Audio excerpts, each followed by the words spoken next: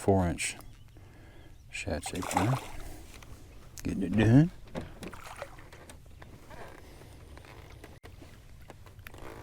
There you go.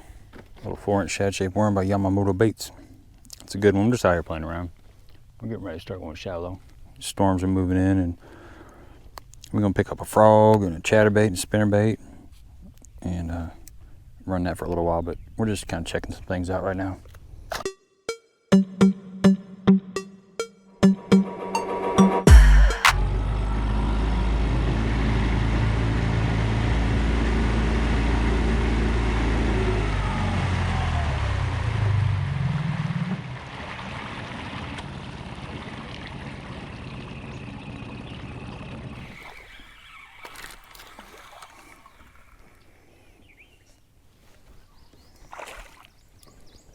Nickel rig. How about that?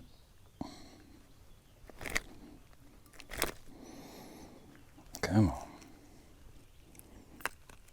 It's a good little worm.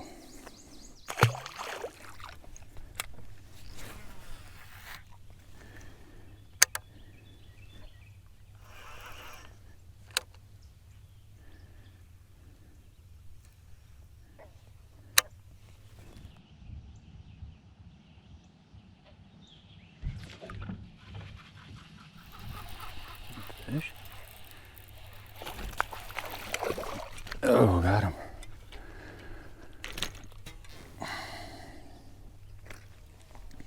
All right, folks, we have made it to the shallowness. Welcome back to the channel.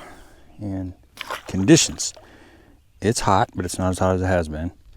Air temps are like 85, 86. There's been some storms coming through, and it's in the evening. We got a couple hours to fish. Got out here kind of late, so I'm just sitting out here off this point. I'm throwing this little Big Bite Baits. Flip around and find out it's a little beaver style bait on a 3-aught hook. Looking around out deep. I'll be throwing at some fish out there, but I think we got a little wind over here, so we're gonna play around on this side of the lake for just a little bit. We're just keeping it open, man. Keeping it open, trying to figure out what's going on out here. Haven't been on this lake in a little while, so we are gonna have some fun.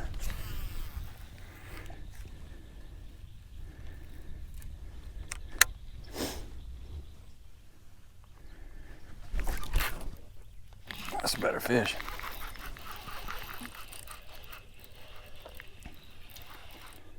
Oh yeah, it's coming up. Coming up. Oh dang, it's a big one. Flipped around and I certainly found out. Holy moly. 1099 color. Wasn't expecting that. That's a freaking tub, dude. That is a tub. Yes, sir. Chunk of munculus. There we go. How about that? We'll flip around and find out. In the mouth, just fishing this grass point. That's a good solid fish. Fish got some weight to it, healthy. Get a big old belly, been feeding on bluegill or shad or whatever. Woo, that's fun, man. I love it when you feel a little tick. Set that hook bow up and it pulls you back down. Good stuff. Man, love it. You know, something I really like to do any time of the year is put some of this is that strike force fish attractant. You know, this is really good stuff, but it's not just about the smell and then masking the sensor on your hand, but we're fishing grass, and this is a lubricant. Like, you spray this on your soft plastic bait, your jig, whatever you're working through that grass, and it helps it slide through there. It really does make a difference. I mean, it can't hurt, right? I'm a firm believer in it.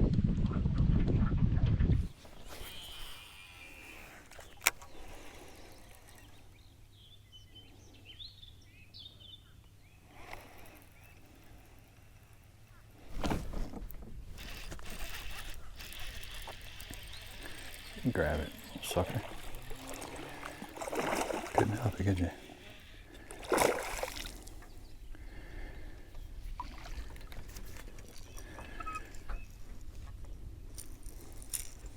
There you go, little crankbait fish. Keeping it open, man, just keeping it open. Something I've noticed that happens this time of the year, and I'm talking late summer going into early fall, is they seem to get off of a Texas rigged worm, especially a bigger worm, in the middle of the summer, basically starting the post spawn. And let me know what you think about this. Leave your thoughts in the comments, suggestions, because this is something that I just kind of notice in my area. This may not apply all across the country, but I think it kind of holds true. I honestly do. But you know, the fish, when they're done spawning and they get in that post spawn mode, they're typically hungry. They're wanting to feed up after they're rested, and they want a bigger bait. There's a lot of bigger bait in the system. You know, you've got your adult gizzard shad, you got a lot of adult bluegill, and something like a 10.5 to 12-inch worm seems to really produce. But sometime during the course of the summer, I've noticed that you stop getting as many bites on this worm. It may be fishing pressure.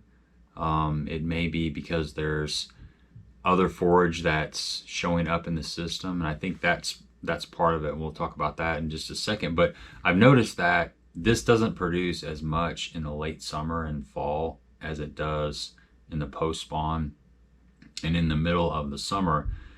And that's when a Texas rigged beaver style bait can really take the place of this worm. This is the Flip Around and Find Out, the FAFO. It's by Big Bite Baits. And I think the reason why this starts to play is because there are a lot of smaller bluegill in the system. So let's back up a little bit. In the cold water period coming into spring, a jig, a crawfish, you know, like a Yama craw or a speed craw or a, you know, a rage craw, Texas rigged, a jig, I already said jig, but more compact presentations seem to work better than a worm. And then it goes into like your bigger worms and stuff. And then I think it comes back around in the fall to these more smaller profile baits. Part of the reason I think that's true is because during the course of the late spring, you have a shad spawn and you also have a bluegill spawn.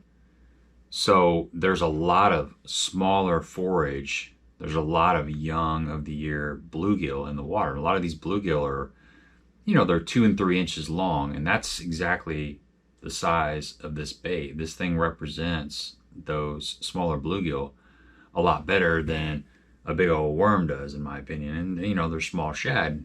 Fall is notorious for downsizing. You know, you get a lot of the young of the year shad. The fish start piling up on those, and the same thing's going on with the bluegill. You get a really good grass bite. If you got a lake that's got grass, the grass starts matting up, and the fish are feeding on those smaller bluegill and smaller shad that get up in the grass. And it's something that I've just noticed that. I mean, I'm wondering if you guys have noticed it too. But getting rid of a Texas rig worm, and it's not always the case. You can always catch a fish on a Texas rig worm, but it's about picking the bait that's going to give you the most opportunities to catch the most fish. And I think they kind of get off of that bigger worm and they start looking for these smaller profile baits.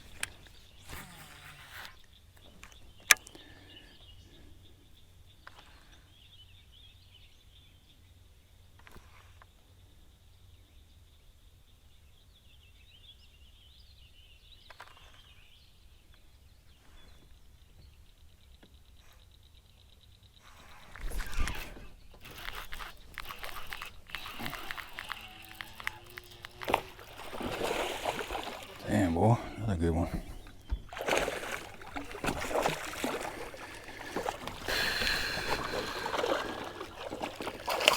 He ate it too, didn't he? Yeah. Let me chew on it too long. Here we go, folks. Flip around and find out. Decent fish, a little bit skinny. Man, it's weird. There's a puncture, like a cold tag hole. Man, guys, buy those clips. I mean, there's no reason to stick a hole in a fish's bottom jaw anymore. I mean, just buy a set of those clip-on ones. It's better for the fish. Yo, midday report. We don't have much time left, but man, I wasn't even planning on shooting the video today, but we're cracking some heads, man. The big girls are biting. It's fun, and we're catching them on this finesse style beaver by Big Bite Baits. It's the flip around and find out. $10.99 was the color until I ran out, and then I'm throwing that green pumpkin. And there's something about this beaver. I'm a big fan of beaver. Isn't every guy, but I got exclusive experience fishing beavers. This one's a little different though, folks. It's a little bit flatter and it's got just a little bit different glide. It's a little more finessey in my opinion. Like to throw it on that 3/0 Gamakatsu Superline EWG. You could go with a 4/0. I think a 5 would be overpowering, but that 3/0 is perfect. And something I've been doing lately is bumping up the weight size. Instead of flipping like a 1/4 ounce or 5/16 or something, I've been going to like 3/8. A little bit faster fall, even though I'm still fishing pretty shallow. It seems to be triggering a lot more bites. Throwing it on 17-pound test, actually 15-pound test, and I've got this Phoenix Virtus Red Diamond. Is the Ranger.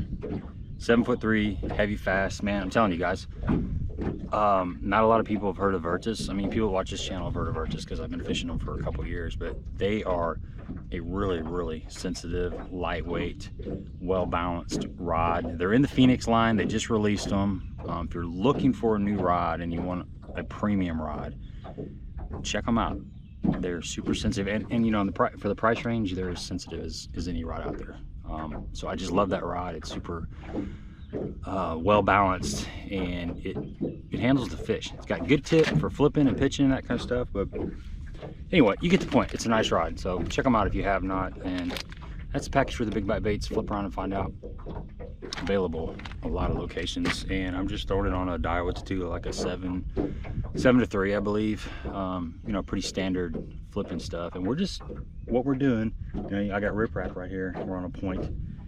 Most of those fish have been coming either out of little pieces of brush or just little clumps of grass, or I'll hit a little rock or something, but they're shallow. You know, the majority of these fish I'm catching are around that 8-foot zone, like 4 to 8 foot. You know, I have got a few bites out deeper on little pieces of brush and stuff, but that's kind of what we're doing. Got a little bit of a breeze right here. Air temps are mid 80s. Water's 88 degrees, guys. I mean, it's straight up summertime, and it's about 5 foot of visibility, about 4 to 5 foot of visibility. We're fishing main lake stuff. Haven't really went back in any creeks or anything, but it seems to me, you know, there's bait everywhere. I mean, I caught a few fish on a jig head minnow, just out there scoping around, but I wasn't seeing the bigger fish. And I think the bluegill is still holding a lot of these bigger fish up shallow. And until they start eating all those and they start wandering around chasing shad, I think there's still going to be a decent shallow bite, at least in this lake. And that's something that you got to really pay attention to. You know, I'm learning every time I come out here. You can get sidetracked chasing those shad fish. Slide up deeper, and those bluegill fish are the bigger ones, man. We'll be catching some chunks, man. So enough talking. Let's see if we can keep on keeping on.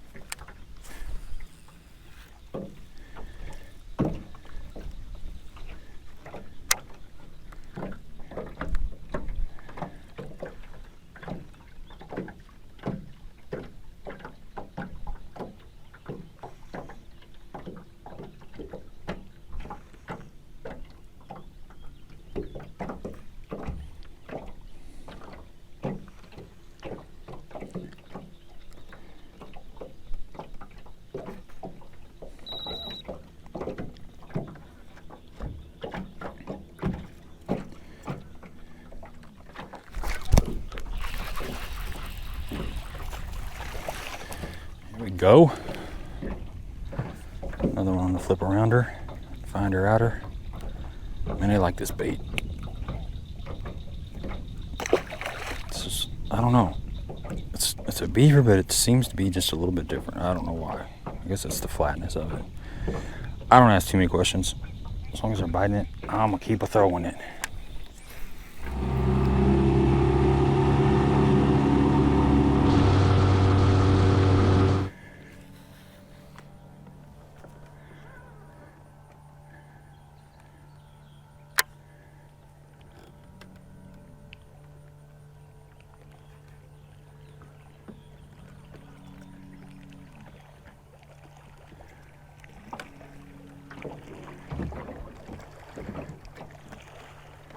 There he is.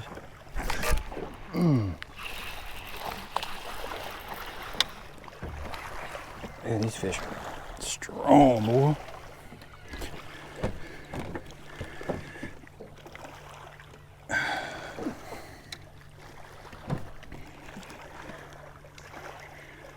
Come here, buddy.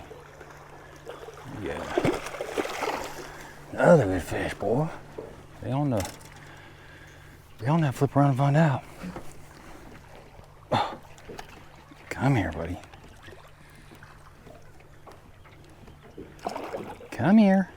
I'm gonna let you go. I'll take your picture and then I'll let you go. Thanks, son. There we go. God. Look at that. Dude, that fish is wide. That's a derp, man. Look at that. Fish is derpy. A little bit. That's a stud. Look at that forehead on that guy. Hercules, Hercules. It's a tank of a fish. Wow.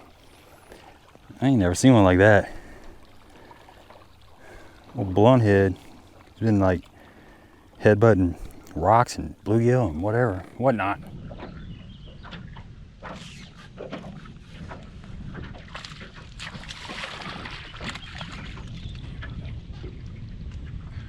That man, these fish are healthy. Dang. Little 3-aught gets them good, man. Blast. That fish was in like 4 or 5 feet of water right up on top of that point. So this wind's kind of pushing them up. They're shallow. And, man, we're having fun, man. I love fishing this way. Just power fishing, pitching this little flip around and find out around, and that's what we're doing. We're flipping around, we found it out, and we're having fun.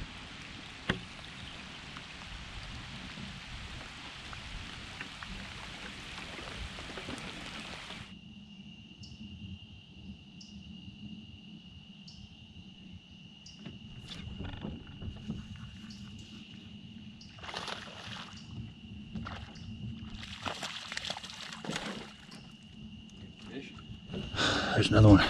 Man, that 3-aught hook. I said that before. I think it gets them good. Man, they're not everywhere. You gotta move around a lot. And that's just how it is. It's just a timing thing. You just go down the bank and there's a lot of dead water. Just picking select areas and fishing them pretty thoroughly has kind of been the way that we've been catching our fish today.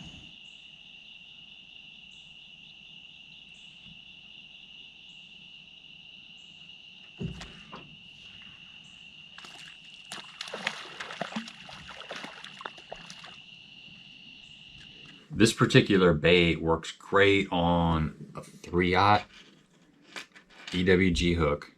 This is a Gamakatsu Superline EWG hook, but it pairs up nicely with a 3-aught hook. I don't know if you can see that, but yeah, I mean, that is perfect. It'll hold a 4-aught too. I think a 5-aught's a little bit too big, but I found the 3-aught is the sweet spot for this particular bait.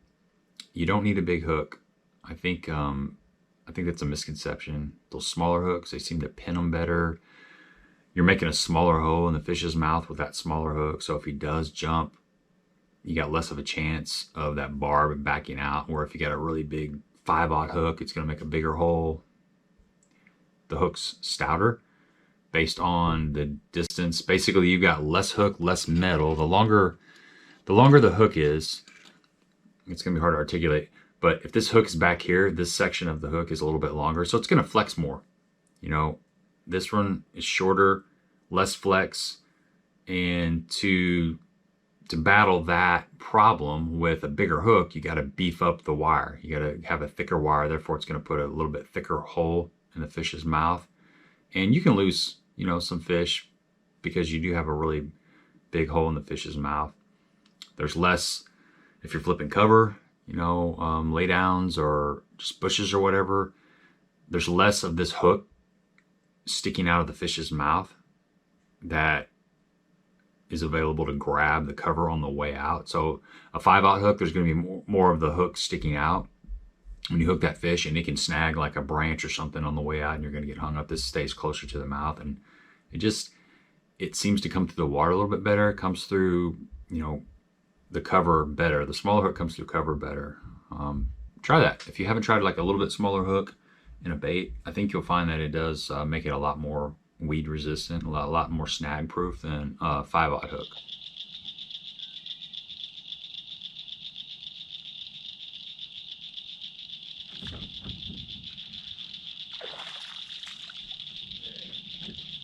All right, folks, that's gonna wrap it up on a jank. But man, that little sucker ate it. Man, we had fun out here flipping around a beaver. It is a great way to catch fish when the water temp is really hot in the summertime. That's exactly what we were experiencing. Didn't have a lot of time, but we made the best of it. We caught some really quality fish. Really quality fish. 10.99 and green pumpkin, 3/8 ounce weight, 15-pound test, and that 7'3" Virtus Ranger on a Tatula rod. Got it done. Just flipping around this grass. I mean, that fish was in like less than 10 feet of water, and that's where most of them have been.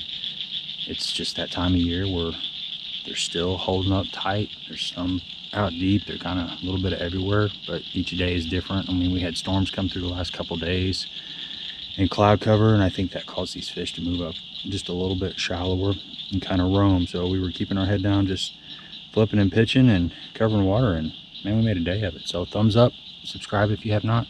Until next time.